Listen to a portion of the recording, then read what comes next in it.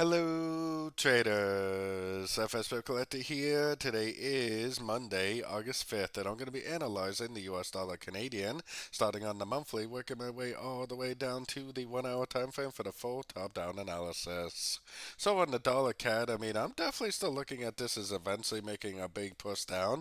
I still personally think this is impulsive down, three waves up, and then it should lead to another impulsive down, most likely for a wave B.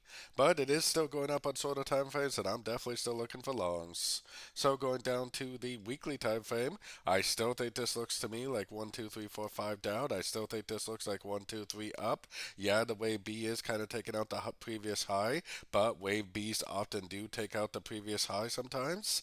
I definitely am still suspecting that it very likely is going to start a big push down for a wave C of wave B. So let's take it right down to the daily time frame. On the daily time frame, I think this is all one big uptrend right here for an A. I think this is one big correction, which is a WXY for a wave B. I think this right here is an uptrend for a wave C. And it definitely looks like it has 1, 2, 3, 4, 5 waves. So, it definitely could turn down. It definitely could break structure and start a move to the downside. For me personally, until it actually does break structure, I am actually still looking for longs on shorter time frames. So going down to the 4 hour time frame, this is where you can start to see the trend a little bit better. 1, 2.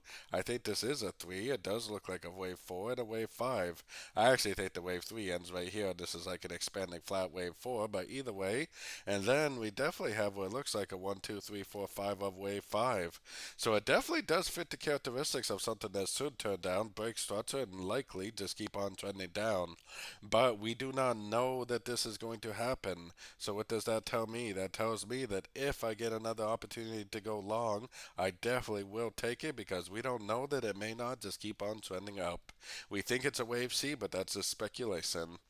So going down to the 1 hour time frame for me personally, because I am more of a swing trader, I will definitely wait for it to either take out this low before I start looking for sells, or I will be waiting for more three-way pullbacks to go long for the continuation of this uptrend.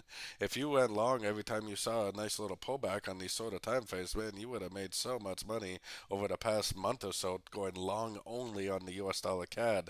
So like I said, I'm either waiting for more three-way pullbacks or I'm waiting for it to break structure. If it does break structure, then I'll stop looking for longs and I will start looking for shorts again. But I'm definitely not looking for shorts until we do get a structure break to the downside. So don't forget to join my free Discord channel, which is linked over here in the corner. And as always, thank you and happy trading.